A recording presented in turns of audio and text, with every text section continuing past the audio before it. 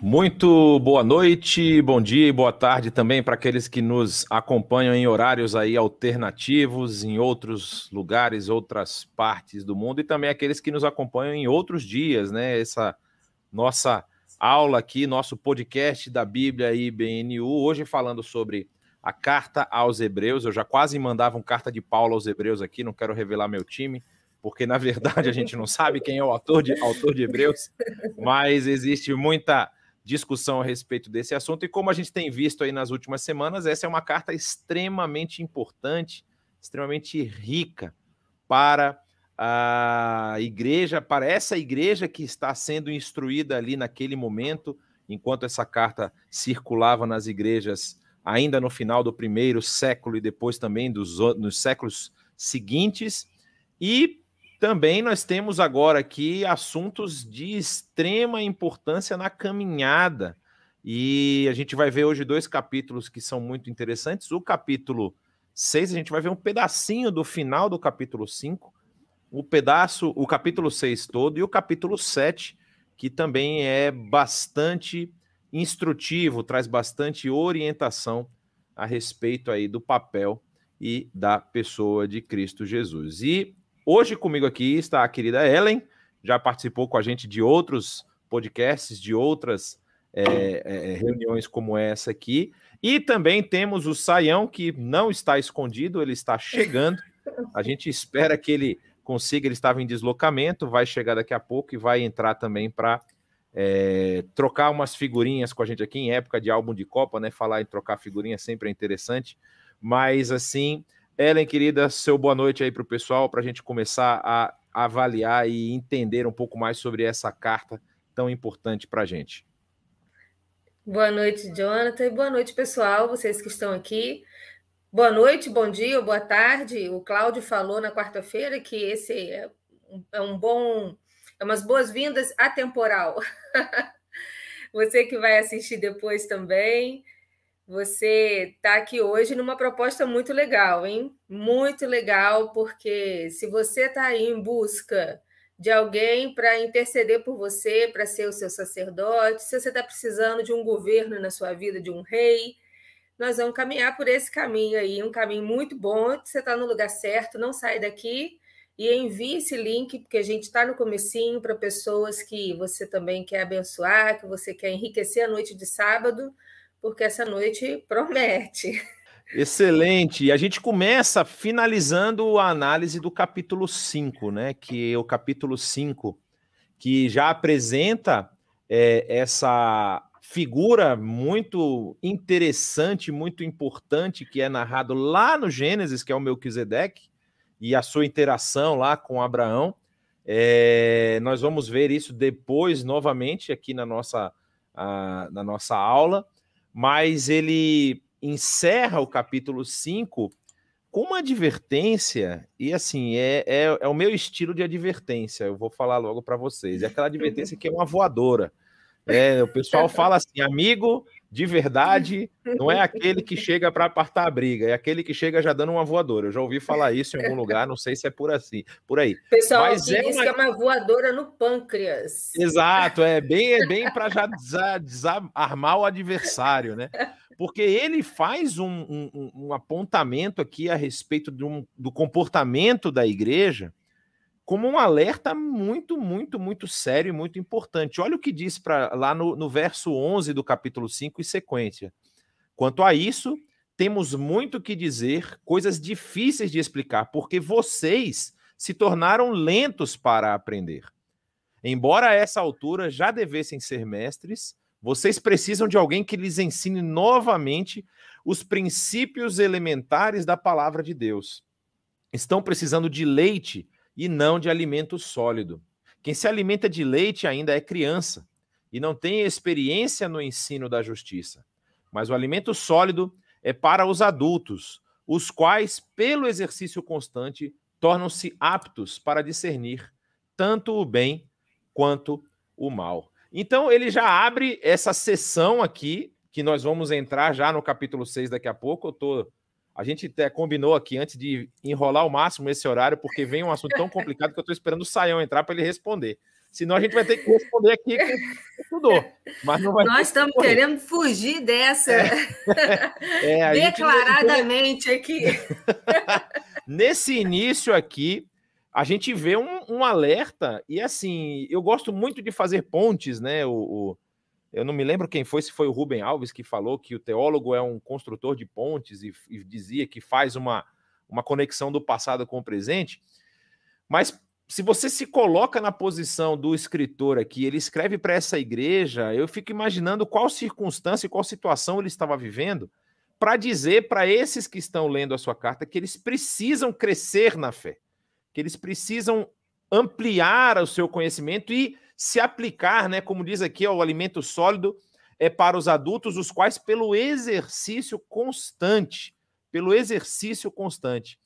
a gente consegue fazer um paralelo com a nossa igreja hoje, Ellen? Você acha que a gente consegue ver nos nossos arraiais, nos nossos ambientes, coisa parecida com isso? E essa pergunta sua, essa abordagem é incrível, por quê? Porque nós estamos aqui estudando a carta desse autor, né, que nós temos os nossos preferidos, das nossas hipóteses preferidas, mas nós estamos lendo esse autor falando para os judeus convertidos. E aí, talvez você que está aí acompanhando esse estudo, ou entrando hoje até mesmo pela primeira vez para ouvir esse podcast, você pode perguntar o que isso pode me acrescentar, afinal de contas? Esse autor está falando para os judeus que eram convertidos naquele contexto, por que eu preciso aprender isso e considerar? E é exatamente a pergunta que o Jonathan faz. Como nós podemos fazer essa ponte do que eles estavam vivendo naquela época com a nossa realidade hoje, nos nossos dias e com a sua vida aí? Não sei muito bem o que está passando, mas eu quero, Jonathan, ressaltar uma coisa interessante aqui no verso 12, que diz assim, de fato, essa voadora aí, né, no pâncreas que você diz, que o autor está dando para os filhos dele, né, para aqueles que ele cuida. De fato, embora a esta altura já devessem ser mestres. Quando ele fala a esta altura, o que seria essa altura? Eu vejo que tem uma revelação para nós, para os nossos dias, nós podemos aplicar isso muito bem. Que altura é essa? É a altura com relação a tempo e investimento.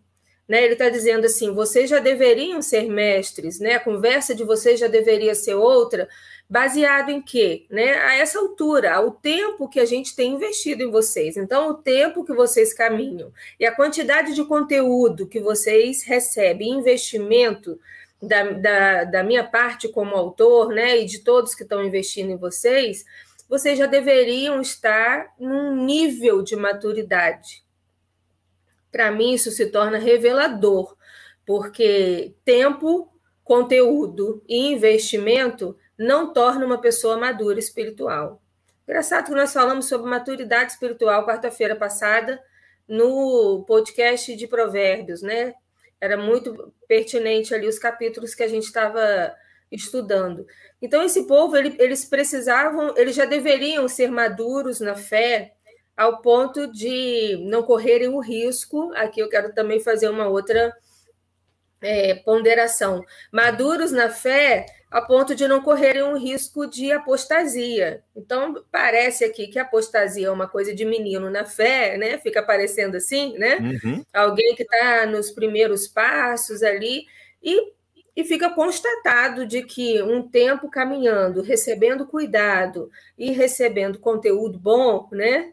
Um leite bom, não torna essa pessoa madura. E aí, quando você me pergunta sobre os nossos dias hoje, eu acredito que isso se torna um termômetro para cada um de nós, né? A quantidade de anos que eu estou numa comunidade de fé, quantidade de livros que eu leio, ou até mesmo de investimento de discipulado na minha vida, porque muitas pessoas, eles assumem o discipulado como uma muleta espiritual e não amadurecem, né? Ficam numa relação doentia até de codependência num discipulado, estão recebendo investimento, né, no discipulado. Tem alguém discipulando, mas eles não se aplicam a sair daquele lugar. E conteúdo, meu Deus, quanto conteúdo ruim, mas também quanto conteúdo bom alguém pode encontrar, né? para estudar a palavra de Deus. E muitas pessoas enchem a mente de conteúdos polarizados, sem nenhum tipo de filtro, e isso não traz amadurecimento, porque vai na internet e ouve desde a heresia até o embasamento bíblico mais sério. E o que causa na mente de uma pessoa nos nossos dias, isso é uma grande confusão. Não traz posicionamento, não traz estrutura para bancar a perseverança, que é aqui o pedido do autor todo o tempo na carta, ele clama por perseverança, né? Então, uma pessoa que recebe conteúdo sem filtro, o conteúdo em si, ele não traz maturidade. O tempo de vida cristã, a gente percebe que no Brasil a gente já tem isso, né? Alguns séculos atrás não eram assim, mas hoje a gente já tem assim um tempo grande.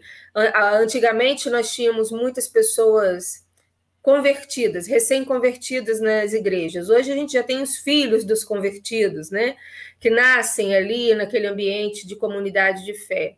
Em resumo, para mim, essa declaração do autor mostra para nós, nos dias de hoje, 2022, que nós precisamos aplicar a nossa vida para ter maturidade espiritual. E a maturidade espiritual... Esse exercício constante que ele fala aqui, né? De você se aplicar, você estudar, você compreender. E eu acho interessante que o resultado é esse discernimento, como você está mencionando. Ou seja, você vai discernir tanto o bem quanto o mal se você crescer. Ou seja, não dá para simplesmente pertencer à comunidade e achar que a coisa está tudo bem, que a coisa... porque eu sou filho, neto, bisneto, se a sua vida não for aplicada a isso. Só um parênteses que chegou o nosso querido professor Saião, está aqui conosco, ele que vai responder a próxima pergunta, que já está pronta para ele, mas a gente vai chegar lá daqui a pouco. Nós estávamos falando aqui, Saião, desse primeiro trecho dessa nova parte da carta aos Hebreus, que começa ali no final do capítulo 5 e entra no capítulo 6, né? Principalmente essa questão desse reensinar, né? Tinha um texto antigo que falava dos rudimentos da fé, né? E você explicar novamente as coisas que já foram os princípios elementares, como diz aqui no verso 12, né? E aí, no capítulo 6, já entrando nesse assunto e passando para frente, ele dá uma recomendação de que esses elementos, ou seja, esses ensinos rudimentares, os elementos principais a respeito de Cristo, eles devem ser, vamos dizer assim, deixados, mas não simplesmente abandonados. Eles devem ser suplantados por uma maturidade, sem que se lance novamente esse fundamento do arrependimento de atos que conduzem à morte. Ou seja, isso gera algo para ser comum, gera algo para ser conhecido. Vocês já sabem que determinados atos conduzem à morte e vocês precisam se arrepender desses atos. Então não adianta a gente ficar explicando isso novamente para vocês. Eu acho que esse é o contraponto dele, né? Vocês já sabem essas coisas e a gente está tendo que ensinar isso tudo de novo, algo que vocês já deveriam estar maduros, mas a gente está passando novamente o leite, não é? E aí ele vai entrar num pedaço aqui, eu só vou terminar de ler o verso 2, da fé em Deus, da instrução a respeito de batismos, da imposição de mãos, da ressurreição dos mortos e do juízo eterno. Assim faremos se Deus o permitir, ou seja, nós vamos voltar a esse assunto se Deus o permitir. Não parece um pouco assim, não vou dizer estranho apenas, mas não parece um pouco frustrante para o escritor, para o autor da carta, o fato dele ter que pensar de novo que essas pessoas ainda não aprenderam esses princípios elementares? Olha, Jonatas, boa noite, Ellen, boa noite a todo mundo que está em sintonia aí com a gente nesse podcast da Bíblia. À primeira vista, a gente de fato pode se sentir um tanto quanto desanimado, né? Puxa, de novo, vai ter que explicar coisas básicas e elementares. Mas se nós prestarmos atenção, parece que nunca foi diferente, né?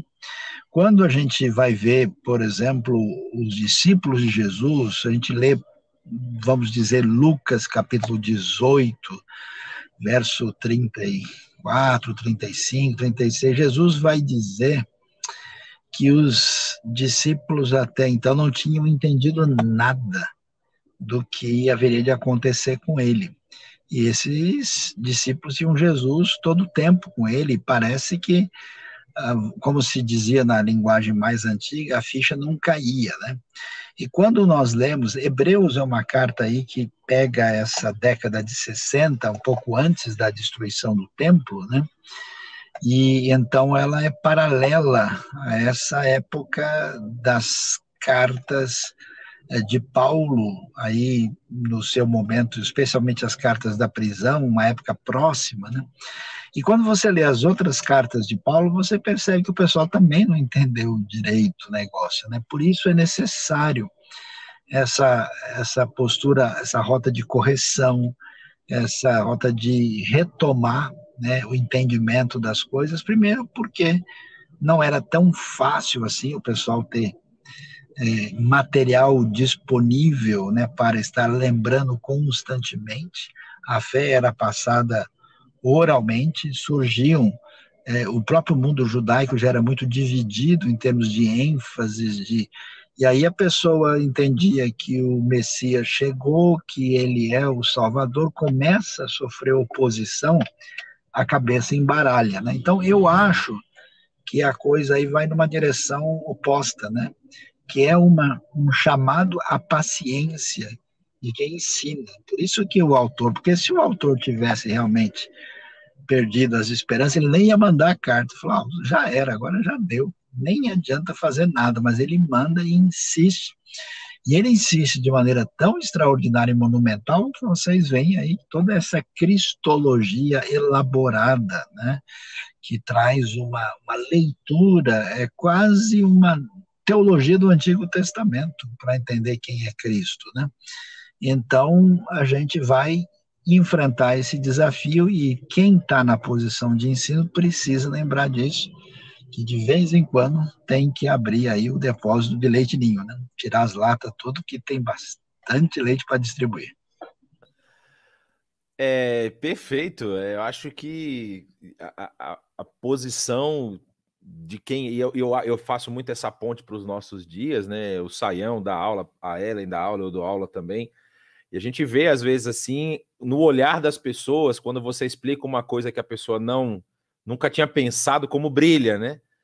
Mas daqui a pouco, chega lá, a mesma pessoa faz uma pergunta e fala, mas você entendeu aquilo e não entendeu isso aqui? Assim, coisas que são mais, parece que são mais basilares, mas depende muito como cada um recebe aquilo que está aprendendo.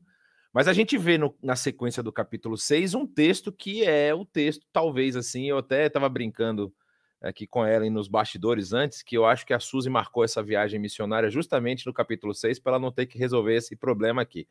Porque esse capítulo 6 de Hebreus é um capítulo muito, vamos dizer assim, foi criada muita polêmica em volta dele, principalmente esse trecho que vai do 4 ali ao verso 6, né, que diz assim, ora, para aqueles que uma vez foram iluminados, provaram o dom celestial, tornaram-se participantes do Espírito Santo, experimentaram a bondade da palavra de Deus e os poderes da era que há de vir, e caíram, é impossível que sejam reconduzidos ao arrependimento, pois para si mesmos estão crucificando de novo o Filho de Deus, sujeitando-o à desonra pública. E esse texto já foi usado de muitas formas, eu não vou explicitar aqui todas elas, mas sempre quando se questiona a possibilidade de vocês estar salvo e não estar mais salvo, né, a famosa perda da salvação, esse texto é levantado. E aí a gente estava na discussão se o Saião ia responder ou não ia responder, e para quem ia ficar essa bola, mas com o Saião aqui, a gente passa primeiro para ele e depois a gente vê se a gente consegue complementar alguma coisa. Saião, o que a gente consegue entender desse texto? Esse é um texto muito difícil, eu sei, mas o que a gente consegue entender e compreender dentro do escopo da carta como um todo, né? Olha, Jonatas, vale a pena prestar bem atenção no que está acontecendo, né? Nós temos nesse texto a seguinte afirmação, que uma pessoa que explicitamente entrou numa relação de apostasia, que não tem recuperação para ela. Ela não pode voltar para a posição anterior. É isso que é impossível para os que caíram retornar. É isso que o texto está dizendo. Agora, a gente raciocina muito do ponto de vista individual. Na cabeça hebraica, bíblica, existe muito essa ideia do elemento corporativo, da comunidade, né? Então, se vê, tornaram-se participantes do Espírito Santo, parece que provaram algo da era vindoura, né? Porque eles estão dentro da comunidade da fé. Eles fazem parte dessa comunidade onde essas realidades se fazem presentes. E nós não podemos confundir as coisas e achar que o que está sendo considerado em Hebreus é, vamos assim dizer, a grosso modo, é uma referência a um crente que caiu. Não é essa a questão.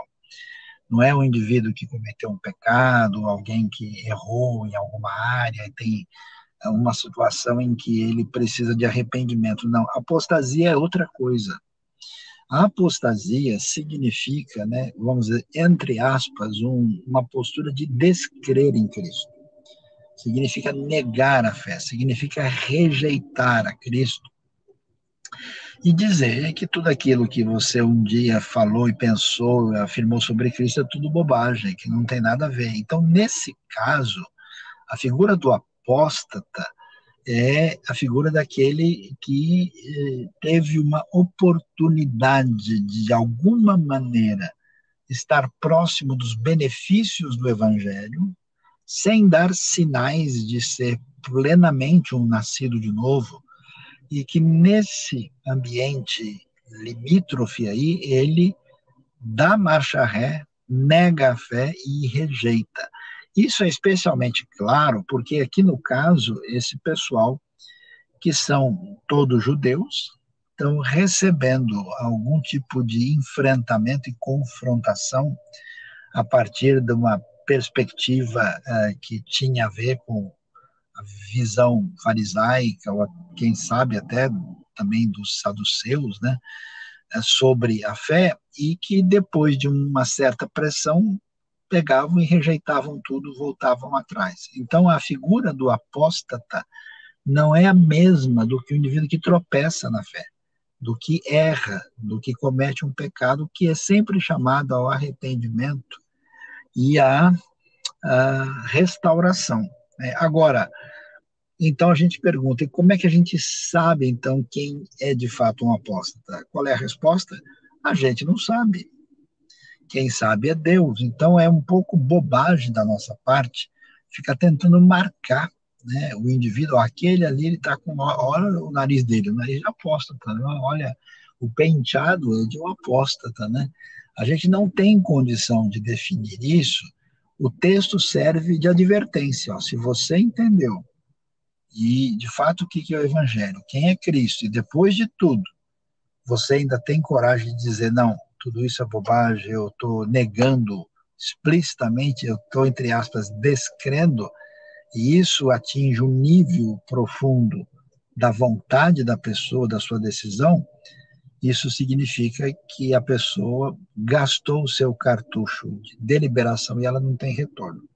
E Hebreus vai trabalhar com isso. O capítulo 10 vai falar para Esaú, né, que vai buscar o retorno e ele não tem, né, como retornar. É como se a gente tivesse algo muito precioso que está nas nossas mãos e uma vez gasto aquele cartucho, não tem mais condição. Então a advertência contra a apostasia é algo muito sério no livro de Hebreus, não deve ser confundido com fraqueza e tropeço cristão. Excelente explicação aí de um texto que realmente levanta muitas questões, né? E, claro, faz todo sentido. Enquanto você falava, eu estava pensando nessa questão comunitária da cultura, como a gente via, por exemplo, lá no caso do deserto, né? Quando a comunidade estava caminhando pelo deserto e estava todo mundo vendo, presenciando os sinais, as maravilhas e tudo aquilo que Deus estava fazendo. E aí Moisés demora mais um pouquinho lá em cima do monte, o pessoal fala, opa, vamos fazer um bezerro aqui, porque não está dando certo esse Moisés que não volta. Então, assim, a gente realmente... Nesse caso é um caso muito explícito, né? Mas talvez essa nossa luta, e aí eu não sei como é que a gente pode tratar isso, Ellen, a respeito dessa luta individual que a gente tem de querer marcar as pessoas como se fosse gado, né? A gente fica nessa dificuldade, assim, não, será que ele é da nossa... Será que é do meu time? Será que é do outro time? Fica nessa dificuldade de se preocupar com o próprio comportamento, se está agradando, se está seguindo, se está recebendo alimento sólido, mas não, eu fico sempre na comparação com o outro. Essa dificuldade que a gente tem, né? Engraçado que quando você falou que você, ouvindo, se lembrou do povo no deserto, eu também. Enquanto eu ouvia Sayão falando, eu me lembrei exatamente da experiência do povo no deserto, né? Que eles viviam os milagres juntos, participavam de tudo juntos, mas apenas, quer dizer, quase todo o povo não participou da promessa de entrar na Terra Prometida, né? Apenas alguns escolhidos a dedos, muito pouquinhos, né? Então, assim, eles viviam tudo, experimentavam tudo juntos. A questão do experimentar, né, Jonathan? Que a gente estava falando antes. Eles experimentavam coisas ali juntos e isso não foi o suficiente para que eles entrassem na Terra Prometida, né? A gente já vem como ser humano, e na própria Bíblia vai já mostrando, né, como é esse funcionamento humano com relação à vivência coletiva quando o assunto é fé. Nós vivemos coletivamente quando a experiência é fé e vivemos muita coisa juntos. Mas, de fato, cada um de nós precisa desenvolver maturidade para deixar de ser um iniciante, um principiante que está tão sujeito a apostatar, né? A sair do lugar, né? A abandonar tudo que ele está experimentando, vivenciando, presenciando. E eu me lembrei também, gente, de um texto de Lucas, que fala, Jesus fala, né, para aquelas pessoas num contexto muito parecido em que essas questões, perguntas assim estavam sendo levantadas, né? E ele diz assim, Lucas 14, separei até aqui para ler para a gente agora, Lucas 14, de 28 a 30, diz, qual de vocês, se quiser construir uma torre, primeiro não se assenta e calcula o preço para ver se tem dinheiro suficiente para completá-la? Pois se lançar o alicerce não for capaz de terminá-la, todos os que virem rirão dele, dizendo, este homem começou, construiu e não foi capaz de terminar, né? Ele não estava falando especificamente aqui sobre isso, ele estava dizendo sobre a permanência de ser discípulo dele.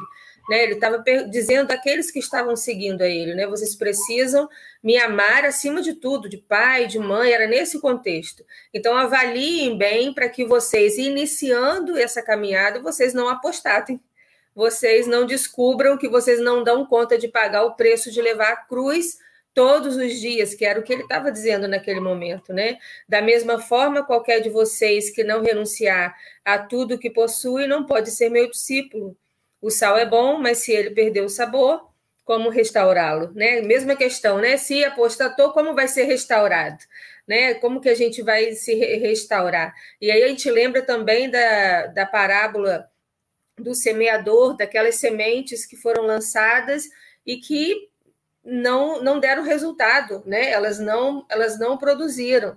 Ou seja, são discípulos que recebem a palavra, experimentam, vivenciam, justamente parecido com aquele povo no deserto, parecido com a gente hoje, né? A gente tem a oportunidade de experimentar, de lançar um projeto, eu quero seguir, eu quero ser cristão, mas é bom que você se assente antes e pense qual é realmente essa proposta de ser discípulo de Jesus, para que, começando, você não se torne um apóstata, porque, como o Sayão falou, é uma questão grave, né? Gravíssima.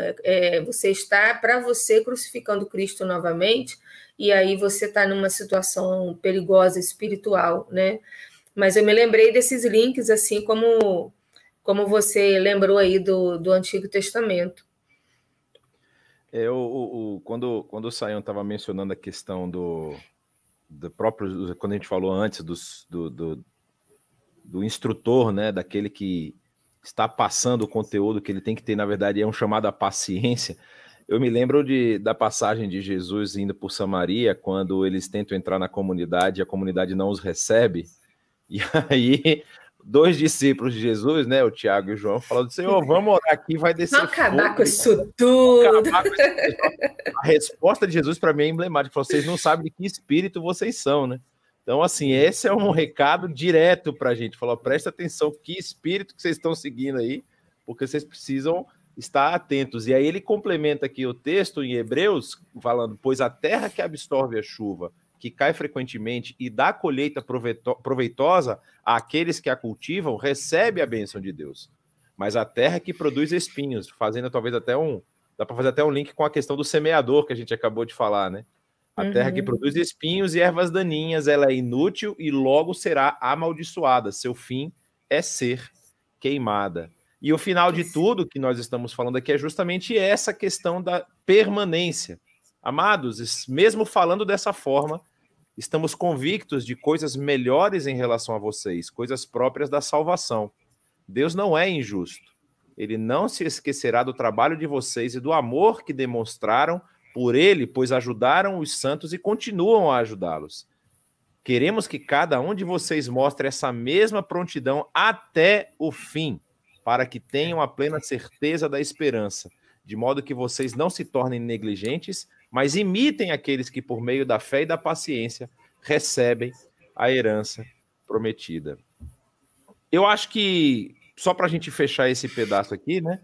Eu acho que o tema desse trecho que ele está falando é talvez aí, como o Sayão até mencionou, essa questão da teologia do Antigo Testamento, que é apresentada aqui em Hebreus, faz muito essa ligação com essa ideia da persistência e da perseverança, né? Porque ainda que aqueles que estavam lá no deserto não entraram, os que saíram do Egito não entraram, o próprio Moisés não entrou, não é? A gente lembra que o próprio Moisés não entra na terra, ele fica lá, depois de avistar a terra no Monte Nebo, ele acaba falecendo, e tem depois aqui uma discussão posterior, que a gente vai chegar mais lá para frente, mas assim, a perseverança do povo em chegar até aquele ponto fez a diferença, porque o povo também poderia ter desistido, não é? O povo poderia assim, olha, tudo bem, eu não vou ver.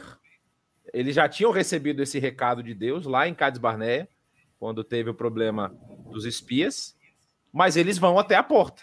Eles levam até a porta e falam assim, vocês é que vão entrar, a geração subsequente vai entrar e vai conquistar a terra. Então eu acho que é mais ou menos isso aqui que ele está falando. Vocês precisam ir até o final, não é parar no meio do caminho, não é achar que já chegaram, é quando vocês chegarem, o próprio Senhor, como diz ali, a terra que produz o fruto que depois do cultivo, o próprio Senhor vai dar a bênção, né? E aí ele passa para um ponto, ou seja, que é o ponto sequente aqui, quando ele vai falar a respeito da posição, e eu acho que ele está começando a apresentar, ele está voltando para a questão da posição de Cristo frente aos outros sacerdotes e às outras estruturas, ou seja, quem é esse Cristo, esse Messias que está sendo trazido agora, não é? E aí ele vai colocar como isso já estava, vamos dizer assim, previsto lá no Antigo Testamento. Ele vai falar da questão de Abraão, por exemplo. Quando Deus faz a sua promessa a Abraão, por não haver ninguém superior por quem jurar, jurou por si mesmo, dizendo, esteja certo de que o abençoarei e farei numerosos os seus descendentes. E foi assim que, depois de esperar pacientemente, Abraão alcançou a promessa. Homens juram por alguém superior a si mesmos, e o juramento confirma o que foi dito, pondo fim a toda discussão, querendo mostrar de forma bem clara a natureza imutável do seu propósito para com os herdeiros da promessa. Deus o confirmou com juramento, para que, por meio de duas coisas imutáveis, nas quais é impossível que Deus minta, sejamos firmemente encorajados, nós que nos refugiamos nele, para tomar posse da herança a nós proposta. Temos essa esperança como âncora da alma firme e segura, a qual adentra o santuário interior por trás do véu, onde Jesus, que nos precedeu, entrou em nosso lugar, tornando-se sumo sacerdote para sempre, segundo a ordem de Melquisedeque. Então aqui, Saião, eu vou passar a bola para você também trabalhar bastante essa questão da postura e da posição de Cristo frente a essa nova comunidade. Quem é esse Jesus? Ou seja, qual é o seu papel real, né? Ou seja, ele utiliza aqui os elementos do próprio culto, das cerimônias culticas de Israel, do povo judeu como um todo, que havia lá a questão do atrás do véu, né? Está referindo ao Santo dos Santos, ao Santíssimo, onde o sumo sacerdote deveria entrar uma vez por ano. E aí Jesus vai até lá, nos precedendo, ou seja, acabando, eliminando essa barreira que havia entre nós, o povo, e esse Deus incomensurável que jura por si mesmo. Não é? Como é que fica, assim, agora essa relação que é um cumprimento de promessa, vamos dizer assim, né? Deus havia prometido e agora está aqui o cumprimento dessa promessa. Olha, Jonatas, em Hebreus fica claro que se a gente não lê o Antigo Testamento, a gente não vai entender nada. Então tem muita gente assim que sai lendo os evangelhos, Atos e as cartas assim meio no vazio, né? E acaba concluindo uma série de coisas que não têm pertinência nem fundamento. Então Hebreus vai reforçar aquilo que aparece em outros livros também, que tudo o que tem a ver com Cristo tem o seu fundamento de compreensão lá atrás. E um dos temas essenciais e pertinentes é o tema do sacerdócio. E o sacerdócio é uma realidade que existe nos ambientes religiosos de diversos tipos, e a figura principal do sacerdote é de um intermediário, né? Você tem um elemento ligado aí à divindade, à presença sagrada, e o indivíduo que se aproxima e tem alguém que é condutor desse processo. É interessante que na expressão de fé do Antigo Testamento, desde o tabernáculo, o Mishkan, que é detalhado lá no final de Êxodo e depois em Levítico, né, e que aparece com muita especificidade, a figura preponderante é do sacerdote. Você não tem, por exemplo, um profeta de plantão lá no lugar do culto. Você não tem nenhuma outra pessoa. Você tem um sacerdote comum, que tinha, né, a túnica branca com 4 vestimentas, e o Cohen Gadol, o sumo sacerdote, que tinha 8 vestimentas, e o âmago da relação de Deus com o povo estava em cima do sacerdócio. Por quê? Porque ao fazer aliança com o povo, uma parceria, Deus passa a viver no meio desse povo.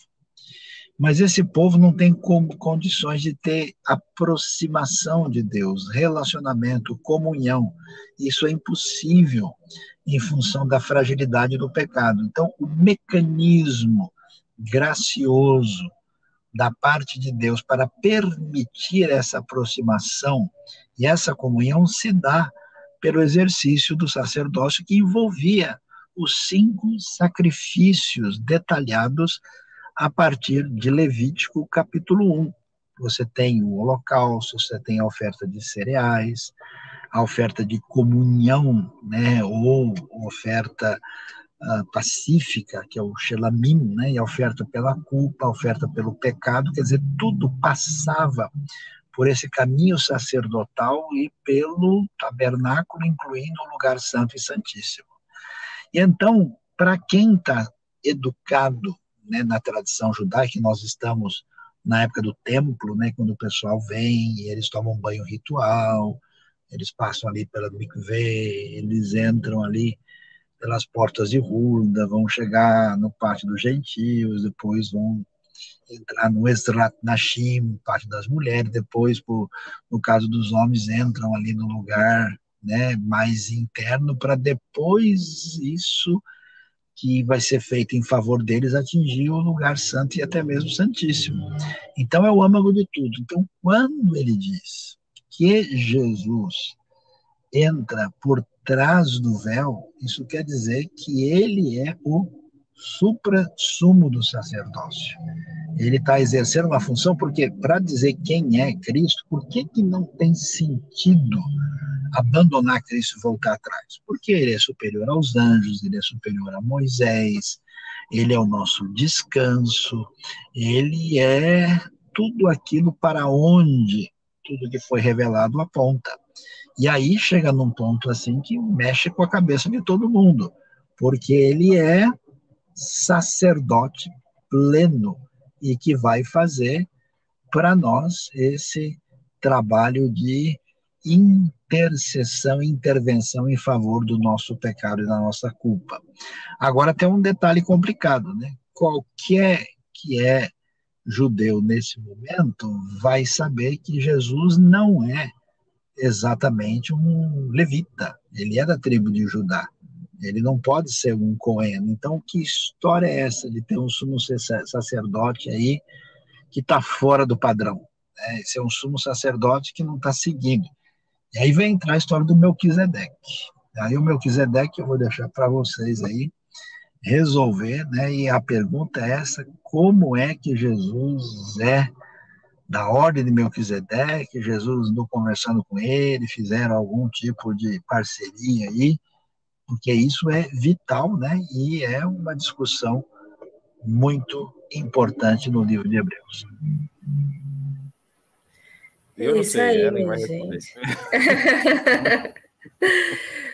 Então, para você que está se aproximando aqui da Bíblia agora, quero começar bem desde o iniciozinho com essa questão de Melquisedeque. Você está lendo o livro de Hebreus, está descobrindo que Jesus, ele pode ser o seu rei, o seu sacerdote, isso é maravilhoso para você, mas a Bíblia, ela é toda conectada, por mais que existam, assim, distâncias na linha do tempo muito grandes e distâncias culturais, você vai descobrir que ela é sempre conectada, porque ela é conectada por Deus, pela história de amor e de resgate de Deus para com a humanidade. E fica evidente em várias culturas e épocas da história da humanidade que nós, seres humanos, respondemos e agimos basicamente da mesma maneira. Então, quando a gente fala, quando o texto fala aqui para os judeus convertidos sobre a figura de Melquisedeque, está falando de algo que eles tinham um conhecimento muito próprio, que talvez você hoje aqui no Brasil ou na Europa, 2022, não tenha, mas eles tinham conhecimento, eles sabiam do que o autor de Hebreus estava dizendo para eles. E o que o autor de Hebreus estava dizendo para eles? Estava dizendo para eles que Jesus, ele deve ser considerado sacerdote da mesma maneira que Abraão, o pai da fé dos hebreus, que eles têm como referência maior, ele considerou Melquisedeque uma figura que ele encontrou, o rei de Salém, ele encontrou Melquisedeque e ele aceitou a bênção de Melquisedeque, e ele entregou o dízimo para Melquisedeque, ou seja, abrindo um parênteses, eu vejo que aqui nesse texto 5, 6 e 7 de Hebreus, algumas palavras são muito fortes para mim.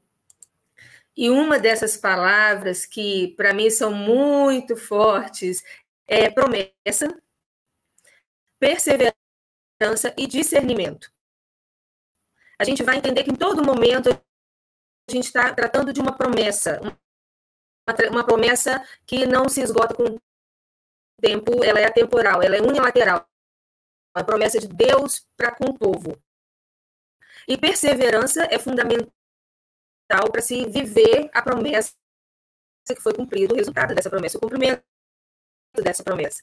É necessário que o homem que recebeu essa promessa, ele tenha perseverança. E uma outra coisa que eu vejo gritante aqui nessas declarações é o discernimento, capacidade de discernimento. E quando ele traz à tona aqui a questão de Melquisedeque, para mim a questão do discernimento grita. Por quê? Se Abraão, lá atrás, antes de existir o ofício da tribo de Levi, que era o ofício de sacerdotes, né? A tribo de Levi, depois de Moisés, foi organizando toda aquela temática, né? Se você não estudou, você volta lá no início da Bíblia, que você vai descobrir que coisa bonita que Deus fez. E a tribo de Levi ficou cuidando do papel dos ofícios sacerdotais. Era a tribo dos sacerdotes. Abraão veio antes de Moisés, veio antes de Levi. E o que acontece? Abraão tinha intimidade com Deus. E a intimidade com Deus fazia com que Abraão não fosse um menino na fé. Ele tinha maturidade. E algo pertinente à maturidade é o discernimento. Quando ele encontrou com Melquisedeque, ele teve o discernimento, o entendimento de que era um sacerdote do Deus Altíssimo. Não era um sacerdote daqueles deuses ali do contexto da terra cananita, mas ele era um sacerdote que tinha poder para abençoá-lo, que era maior do que ele. E ele, então, dá o dízimo a Melquisedeque e recebe de Melquisedeque a bênção. Então, é mais ou menos assim, pessoal, o que esse texto está dizendo aqui para os judeus convertidos. Olha, o pai da fé de vocês, Abraão, encontrou com Melquisedeque, o rei de Salém, que também era sacerdote, era rei e sacerdote. Abraão, ele reconheceu, ele teve o discernimento disso, reconheceu e não perdeu essa oportunidade e foi abençoado e fez ali, prestou culto ao Senhor ali junto com Melquisedeque. Vocês não deveriam ter dificuldade de entender que Jesus é dessa mesma ordem. Jesus não é descendente da tribo de Levi, porque muitos ali usavam isso como argumento. Jesus não é descendente da tribo de Levi, como eu posso ter Jesus como o meu sacerdote? Então, o autor está dizendo, olha, Jesus está muito acima de Levi. Jesus está em um outro nível sacerdotal. Esses sacerdotes, eles nascem e morrem. Jesus é um sacerdote, além de perfeito, eterno. E ele também é rei. Assim como Melquisedeque era rei e sacerdote, eu acredito, até Saião pode dizer isso, né? Que na palavra Melquisedeque tem a palavra rei, né? Que é Meler, se eu não estou enganada, que fala sobre rei. Então, ele era sacerdote, ele era rei, alguém respaldado por Deus com o poder de abençoar Abraão, que merecia dignamente receber um dízimo de Abraão, que eles tiveram ali um ponto de partida espiritual na trajetória de Abraão. E esse povo todo que estava ouvindo esses argumentos, minha gente, esse povo todo entendia e respeitava tudo isso. Então, é um apelo do autor, querendo não perder essas pessoas. Olha, amadureçam como Abraão amadureceu na intimidade com Deus e teve discernimento diante de Melquisedeque, e não queiram restringir a obra de Cristo à genealogia da tribo de Levi, porque Melquisedeque não tinha genealogia. Você vai procurar nos registros, não vai ter genealogia de Melquisedeque, mas ele tinha autoridade espiritual, patente espiritual, nós diríamos nos nossos dias. Então, Jesus, ele é o sacerdote eterno, que não vai ficar morrendo, não é como os outros que morrem.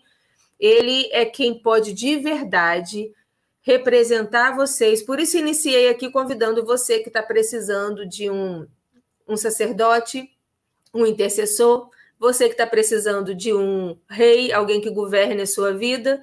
Esse é Cristo, esse é Jesus. Por isso existe essa comparação aí com Melquisedeque. Que eu esqueci de falar aí, gente, eu falei errado, vocês me corrijam. Não, tá excelente. Melquisedec, né? O Melquisedec lá que está escrito, é o rei de justiça, né? O rei de justiça. Eu queria lançar uma pergunta aqui, o Saião, a Ellen pode responder. A gente está talvez sendo colocado, o autor aqui ele está colocando dois sistemas, eu acho, aqui frente a frente, né?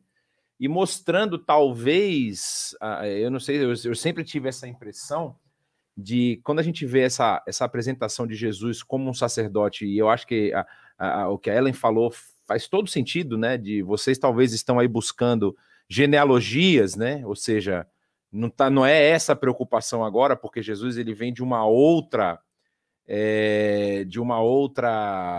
linhagem sacerdotal, mas a gente pode dizer assim que o sacerdócio levítico, ele é um sacerdócio que ele é instaurado, não é óbvio que isso vem antes, mas assim, ele acaba sendo colocado por conta. Eu lembro daquele texto de Êxodo 33 e a sequência ali, quando Moisés está interagindo com Deus, e aí Deus fala, olha Moisés, é melhor você ir com esse povo que você tirou do Egito, porque se eu for andar no meio de vocês, eu vou fulminar todo mundo. Né? E aí Moisés fala, não, se você não for, ele fala isso até no capítulo anterior, né? Se você não for com a gente, risca meu nome do livro. Não é porque não adianta, a gente não, eu quero saber quem que você vai mandar. Ele disse que mandará um anjo, depois ele fala, eu mesmo irei com vocês e tal. Mas não parece que esse sacerdócio levítico, ele era um sacerdócio mais de, vamos dizer assim, purificação, enquanto o sacerdócio que é apresentado ali, o sacerdote do Deus Altíssimo em Melquisedeque, vamos dizer assim, é literalmente o sumo do sacerdócio, do que deveria ser o sacerdócio, ou seja, de uma nação que reconhece, vamos dizer assim, um servo, reconhece aquele que é, vamos dizer assim, o real sacerdote do Deus Altíssimo, e a esse ele, vamos dizer assim, através dele eles prestam culto a Deus, porque muitas vezes a gente vê na história de Israel, o sacerdócio levítico lá e toda a parte da ação cultica levítica, ela tomou ares, assim, de... como é que a gente pode dizer? De uma... Eu não vou dizer quase que de um esquema, né? Vamos dizer assim, a gente tem lá os elementos que a gente faz para purificação, então, assim, se eu cometer tal coisa, eu vou lá e me purifico, e eu estou liberado para cometer a tal coisa de novo. E não havia uma transformação, né? Até por conta da teimosia e da reincidência do povo, Deus vai avisando através dos profetas, olha, vai acabar a festa de vocês, eu vou mandar uma nação de fora que vai acabar com esse negócio aqui. E aí tinha aqueles lá, não, aqui é a casa de Deus, né? Aqui está o templo, como que Deus vai deixar a sua casa ser destruída? Falou, me aguarde que eu já resolvo esse problema. Então, assim, não há um contraste entre esses dois sacerdócios aqui nesse texto de Hebreus, ou eu estou puxando demais a sardinha para um lado que talvez não tivesse ainda pensado nesse momento? Olha, Jonatas, existe no raciocínio do Novo Testamento dois enfoques, né, em relação à lei, e é tudo que a gente encontra, incluindo o sacerdócio. Um é uma confrontação que Jesus faz da maneira como se interpreta e como se muda a intenção da lei. Então, nesse caso, o eixo de avaliação é a hermenêutica adequada a partir da intenção do mandamento e não de uma literalidade mal direcionada. O segundo enfoque é o papel incompleto dos elementos da lei, porque eles apontam, em grande parte, para uma realidade futura que está na esperança, no coração da própria lei, quando em Deuteronômio, por exemplo, 18, diz que um dia Deus haveria de levantar um profeta semelhante a Moisés, e que vocês deveriam ouvi-lo, e quem não ouvir será eliminado do meio do seu povo. E na própria caminhada com os profetas, a gente fica nessa expectativa. E o que o Novo Testamento diz, olha, a peça que encaixa chegou, e é a revelação em Cristo Jesus. E aí, um dos enfoques nesse encaixe da peça é que o novo modelo é a versão 2.0. É uma versão ampliada, e a Ellie falou muito bem aí sobre tudo que envolve o Melquisedeque, e a ideia clara é, olha, nós não precisamos de um sacerdócio que simplesmente tenha linha genealógica. Melquisedeque não tem, ele evoca essa questão de ser rei, de sacerdote, mas mais do que isso, ele não faz parte do povo judeu. Ele está num sacerdócio, digamos, paralelo, apontando para nós o fato de que Deus, além de trabalhar na aliança com Israel, Deus está agindo num cenário mais amplo. Isso evoca a realidade que a função desse sacerdócio haveria de abençoar as nações também, até porque Israel é chamado para ser um reino sacerdotal. E é interessante que aí você vê ao fato dos sacerdotes levíticos, como vocês mesmos mencionaram, e como eles, né, o texto diz que esses sacerdotes, né, tem havido muitos, porque a morte os impede de continuar no seu ofício, verso 23. E a gente precisa de um sacerdócio, digamos assim, mais eficiente. E aqui, então, Cristo Jesus é um sumo sacerdote que é apresentado como santo, inculpável, puro, separado dos pecadores, exaltado acima dos céus, diferente. E acho que a coisa mais impressionante de toda essa história é que ele faz esse papel de sumo sacerdote e ele o fez de uma vez por todas quando a si mesmo se ofereceu. Então ele é o sacerdote, o sumo sacerdote, e ele é a oferta. E aí tudo que existe de ameaça à perenidade no sumo sacerdócio, que é um tanto quanto didático na sua diretriz, mas não tinha condição de eficácia, que, aliás, essa é a grande questão, né? Se Jesus não é humano, o seu sacrifício não é real. E se ele não é divino, o seu sacrifício não é eficaz. Então, aqui ele é um sumo sacerdote completo e que é o Filho perfeito para sempre. Então, a dinâmica é a seguinte, olha, vejam que nós, de fato, sempre nos preocupamos com o sacerdócio, mas se a gente olhar bem, a gente vê que esse sacerdócio tem os seus limites. E agora chegou a coisa completa. Então, nesse sentido, sim, você tem uma comparação, e aí não é uma comparação que simplesmente valida o Antigo Testamento e questiona a religiosidade. É um outro enfoque, que o que tem no Antigo Testamento é insuficiente para trazer tudo aquilo que envolve esse elemento de redenção, né? Então você tem essa tensão entre o que a gente chama de relação de continuidade e descontinuidade, né? E aí é importante entender essa relação que fica nítida quando a gente termina de ler Hebreus 7. Então vamos começar a ler Hebreus 7, que a gente vai entrar agora.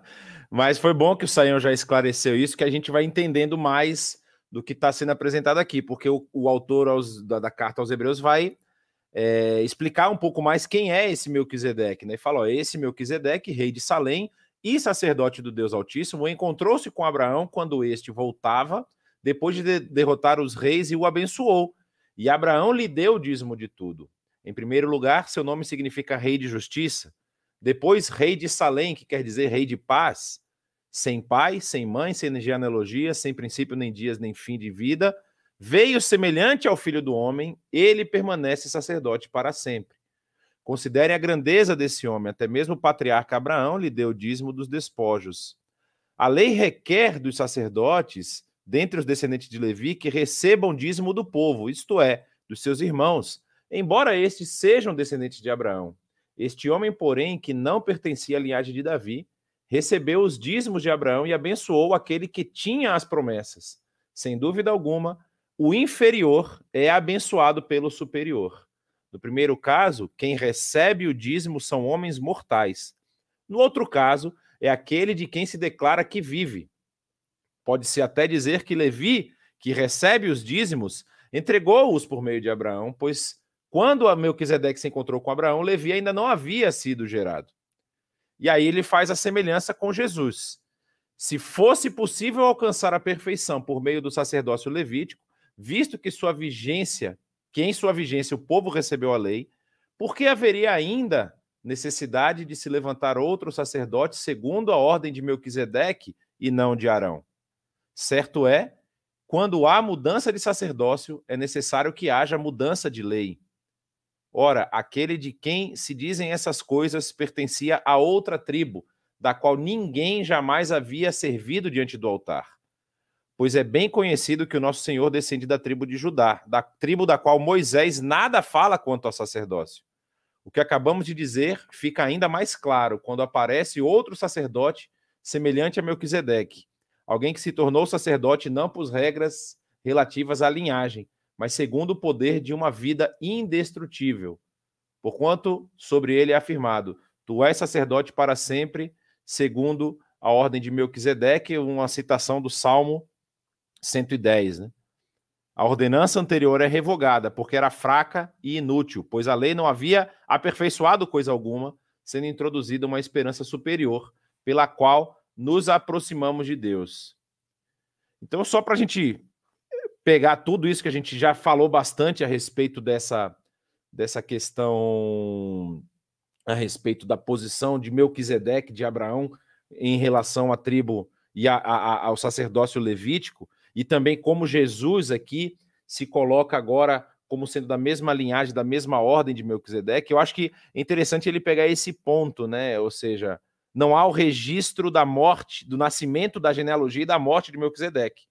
Da mesma forma, ele empresta essa, vamos dizer assim, ausência para colocar agora Jesus em evidência, né? Ou seja, esse Jesus que agora é o sacerdote também vive para sempre. Né? E eu acho que o ponto, que é um ponto que é bastante interessante, é justamente esse do verso 18, ou seja, essa ordenança anterior ela foi revogada porque ela era fraca e ela era inútil, pois a lei não havia aperfeiçoado coisa alguma. Basicamente, ou seja, você tinha a lei que mostrava um espelho da sua situação, mostrava um retrato daquilo que você era de verdade.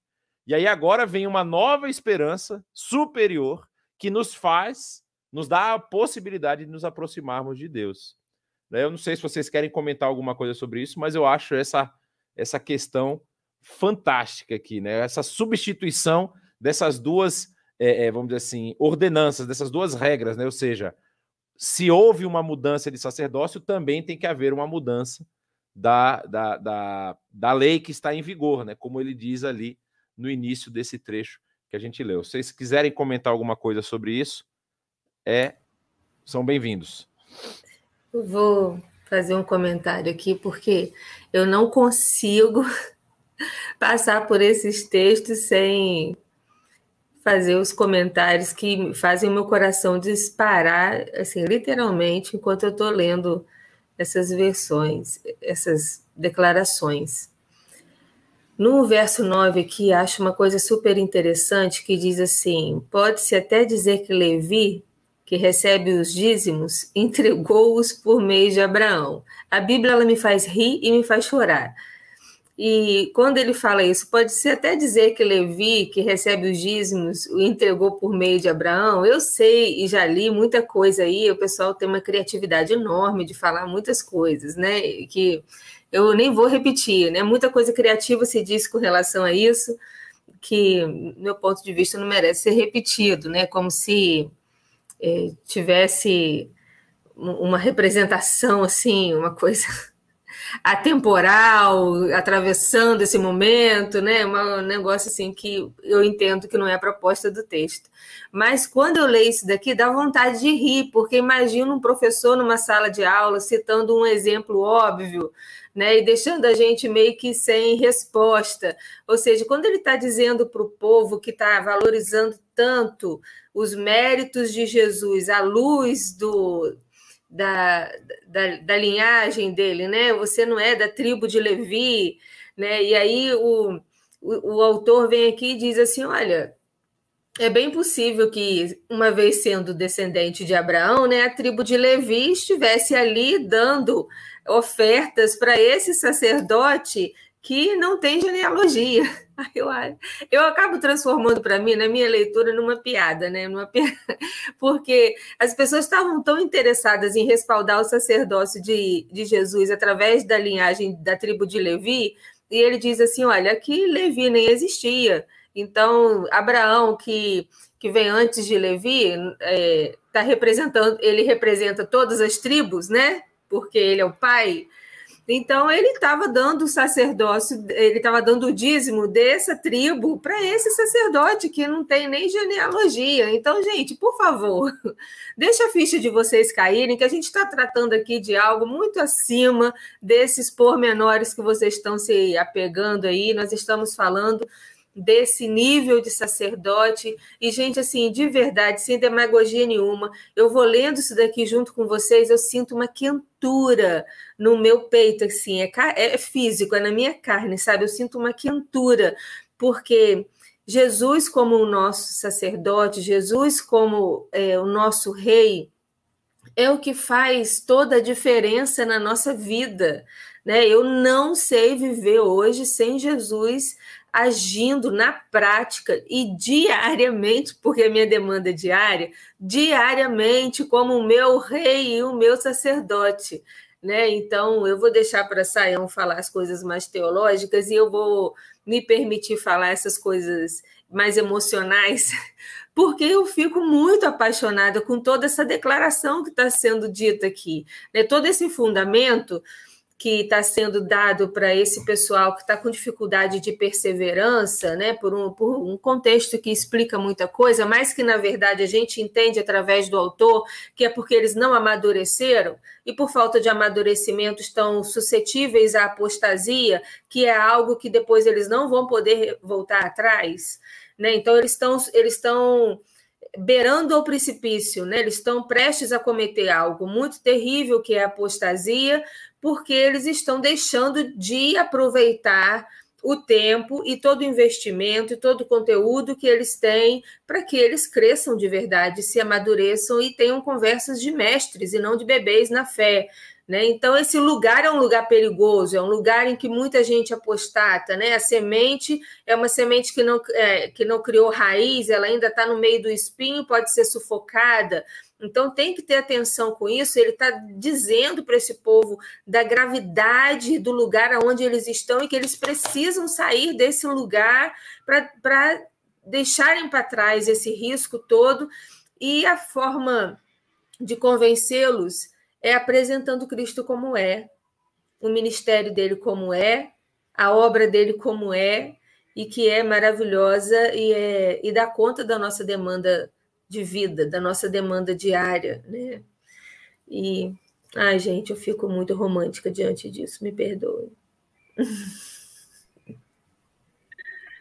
De fato, ele tem razão, né? O texto é muito poderoso, vivo, extraordinário e, de fato, mexe com a gente, né? Entendendo e recebendo tudo aquilo que a gente vê. E o foco, claro, aí, Jonatas, é a supremacia do sacerdócio de Cristo, né? E aí nós temos esse elemento que parece realmente muito estranho. Como assim, né? O Levi entregou os dízimos, né? Abraão, como é que isso, se ele não é nascido? Então, esse pensamento corporativo e essa ideia, né, que num certo sentido toda a decorrência da história hebraica está contida em Abraão, porque a ideia é, nós estamos colocando numa posição de muita relevância, importância, supremacia a lei e o sacerdócio, sendo que eles estão subordinados a esse sacerdócio maior que aparece em Melquisedeque de maneira mais, digamos, totalizante. E a marca disso está em Cristo. E por que existe, vamos dizer, essa ideia da lei, né? Não que a lei fosse ruim, ou que ela fosse prejudicada, ou que se existisse uma ideia de que agora a gente muda de lei no sentido em que agora nós vamos ter outros princípios e diretrizes. A ideia tem a ver com a insuficiência da lei para lidar com um aspecto fundamental que tem a ver com a redenção, com a eficácia do sacerdócio. Olhando só para a lei e com a ideia de sacerdócio disponível nela, é claro que essa lei tem sinais nítidos de limitação e insuficiência, né? Na linguagem depois de Colossenses, ela tem sombra das coisas que haveriam de vir, pois agora, né, sob a conexão melquisedéquica, a gente vai ter, né, a lei num sentido completo, e nesse sentido você tem, digamos, uma nova lei que não é uma relação de oposição ou de destruição, mas um patamar além, né?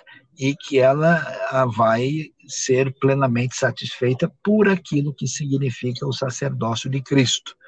Então, quando a gente lê Êxodo e Levítico e vê tudo que está envolvido e entender o que é o sacerdócio de Cristo, a gente, de fato, tem uma percepção ampla e plena do que isso significa.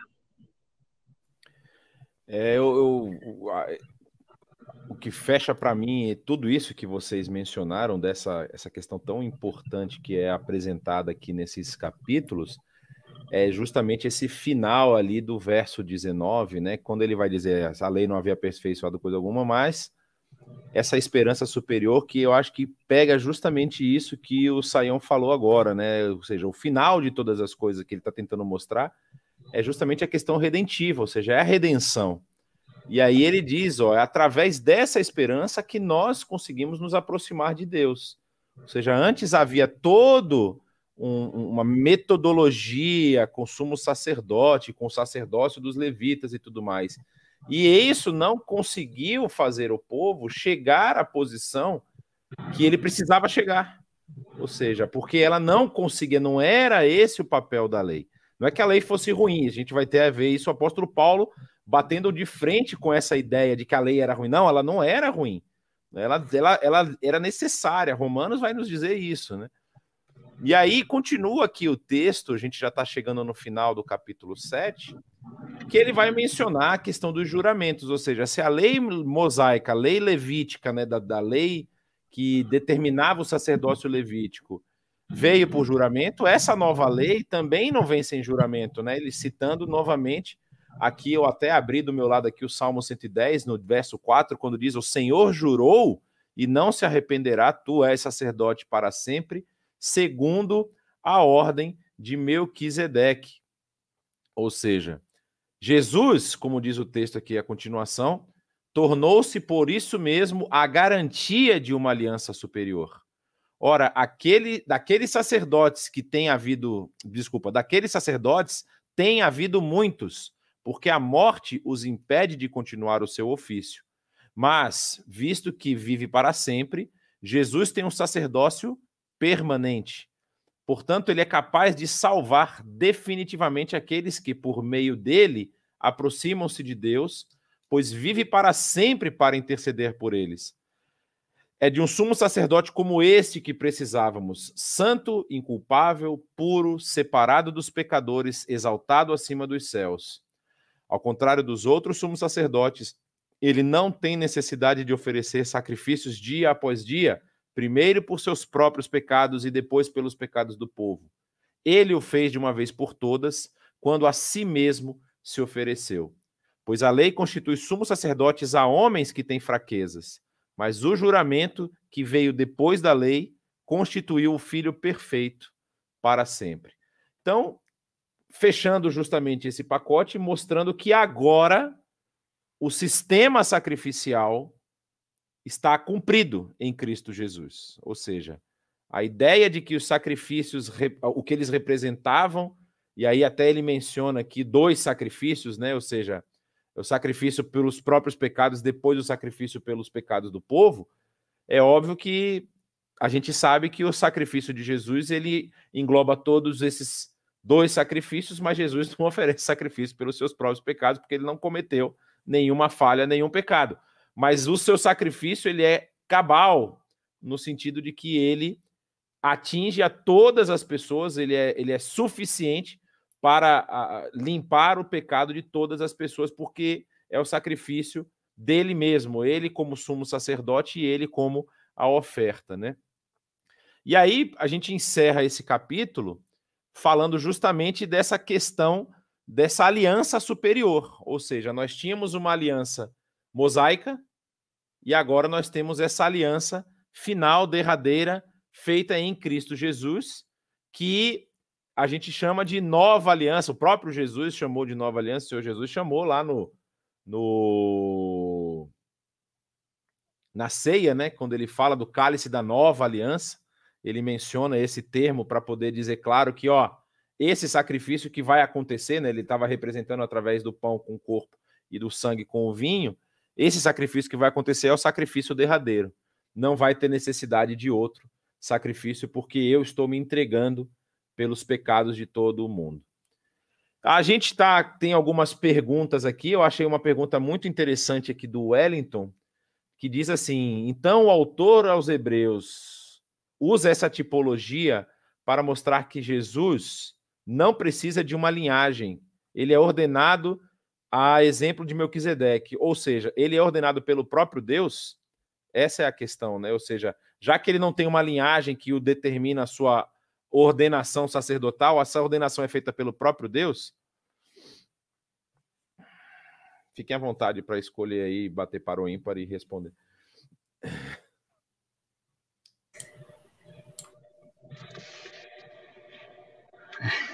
Ele quer falar? Ele pode falar. Eu ia dizer assim, Sayão, uma palavra, você. Então, todo sacerdócio tem origem em Deus. A questão é que o sacerdócio levítico, ele funcionava através da genealogia. Então, o argumento que está sendo levantado é o seguinte: que história é essa de vocês dizerem que Jesus é sacerdote se ele não tem nada a ver com Levi? O argumento de Hebreus é: vocês sabem que sacerdócio não é exclusividade de genealogia.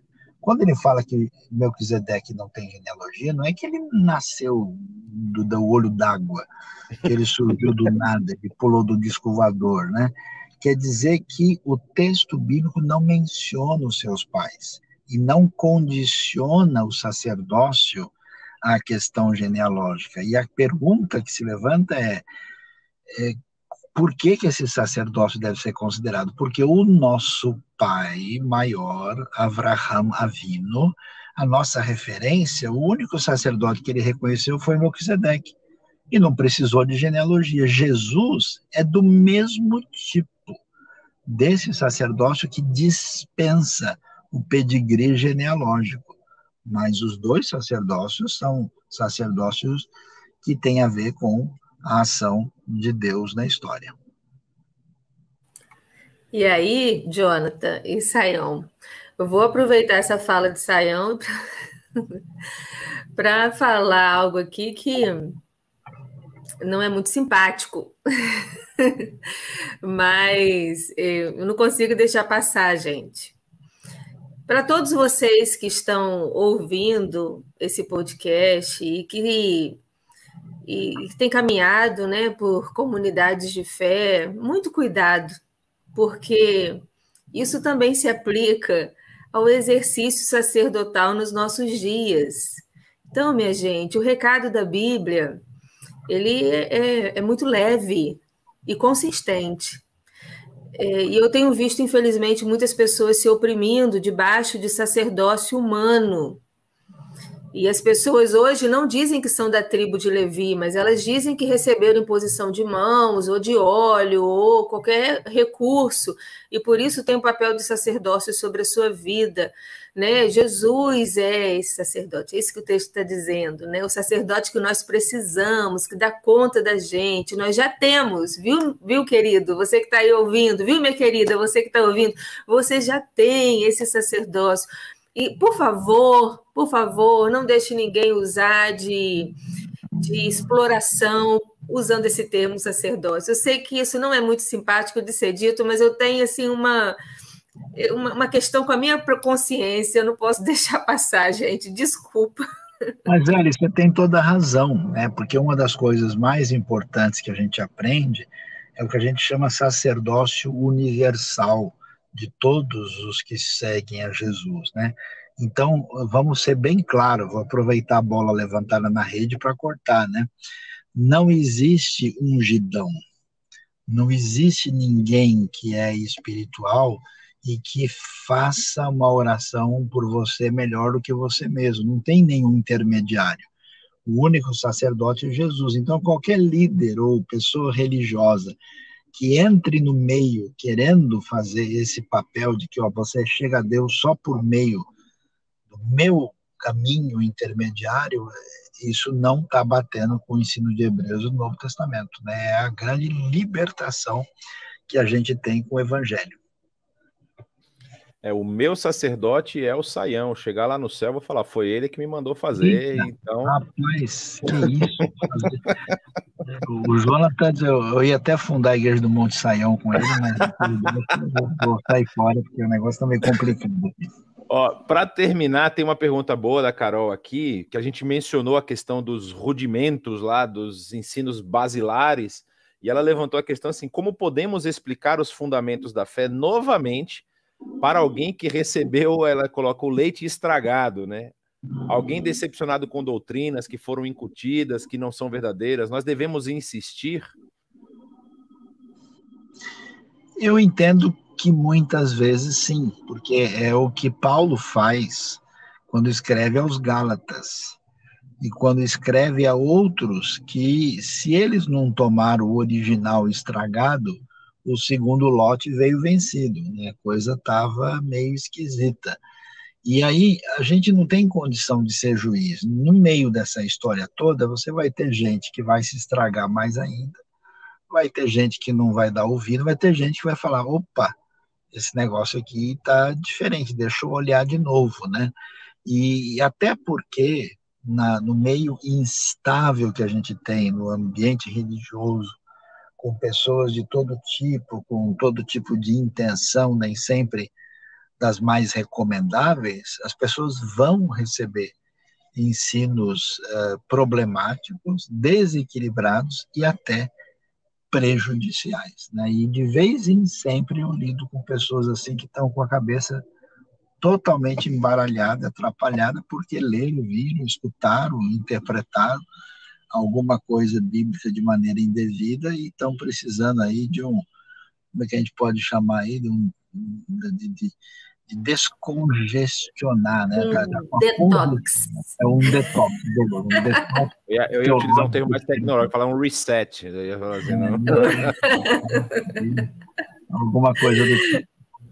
Ai, meu Deus, eu quero completar essa resposta de Israel com uma experiência pessoal. Quando eu me converti, tinha 19 anos de idade e eu tinha passado pela Umbanda, pelo Hare Krishna, Wicca e tantas outras coisas. Então, quando eu me converti, eu tinha uma demanda muito grande, uma sede, né? Uma fome muito grande, uma necessidade muito grande de substituir aqueles ensinamentos todos de uma vida. Então, o que aconteceu? Eu estava na capital, no Rio de Janeiro, e eu ia a celebrações de segunda a segunda, porque eu estava precisando de respostas. Só que, assim, não tinha ninguém caminhando comigo, né? Eu não tinha nenhum tipo de critério. Então, qualquer porta que estivesse aberta na rua, né, e que tivesse uma música que tinha o nome de Jesus, eu entrava e comecei a aprender do alfinete a foguete, assim, coisas certas e erradas, e, assim, uma questão difícil. E depois eu precisei fazer um detox, né? Ou então um quê, Jonathan, que você falou? É um reset, né? Reset. Resetar, a gente chama de resetar. Tá, resetar é mais fácil para mim, resetar a máquina, né? Porque, e o esforço, usando o meu exemplo, assim, né, de pessoas que estão tão desesperadas ou desequilibradas, ou estão tomando tanta medicação que se tornam medicações com relação ao cognitivo, né, a lucidez, ao equilíbrio psicológico, psiquiátrico, essas pessoas se tornam alvos fáceis para leites estragados, né? E o esforço desse autor de Hebreus, ele é uma motivação para mim. Ele se esforça muito, né? Ele não se poupa em argumentos, como Sayão falou, né? Ele traz praticamente uma teologia do Antigo Testamento aqui para a gente. Então, o esforço dele, para mim, é uma estrada apontada para mim, por onde eu tenho que passar para alcançar essas pessoas que estão recebendo muito leite estragado, ou apostatando, ou achando que já estão maduros, mas não cresceram nada na fé e estão mediante ao risco da apostasia. Então, eu me sinto encorajada quando eu vejo todo o empenho desse autor no livro de Hebreus. Excelente, pessoal. Nós chegamos aí. Você quer falar, Sayão? Não, acho que já estamos no momento aí de... Porque nós chegamos no horário aqui, estamos encerrando. Foi uma excelente interação aqui. Nós passamos por um texto que é muito rico, né? E tem um peso muito grande, ele é meio central ali no livro, na carta aos Hebreus. Então, assim, a gente tem os desdobramentos disso que foi tratado aqui no resto dos capítulos também. Então, boa noite de vocês, Sayão e Ellen, para a gente poder finalizar aqui. Boa noite, pessoal. Desculpa, Sayão. Queria deixar você para falar para o final, porque você é o mestre, Sayão. Não, vocês já estão contra a ideia do sacerdócio, já estão tudo tá? Bom, pessoal, obrigado pela sua participação com a gente. Fique ligado aí, né, nos nossos ensinos, com tantos professores abençoados aqui na IBNU para servir, né, o corpo de Cristo, e você... Então, fique à vontade e continue aí estudando, acompanhando Hebreus, porque de fato é muito importante. Obrigado, Jonatas, obrigado, Ellen. Um grande abraço para todos, e todos estão convidados amanhã, domingo pela manhã, nós vamos ter a nossa celebração presencial para quem está em São Paulo, e a celebração online também, né, para você acompanhar, com uma mensagem que vai dizer que na hora da eleição não pode haver divisão. Ixi, o que é isso? Só você podendo acompanhar para ver o que quer dizer esse título em função do que diz o livro de Atos. Que Deus abençoe a todos.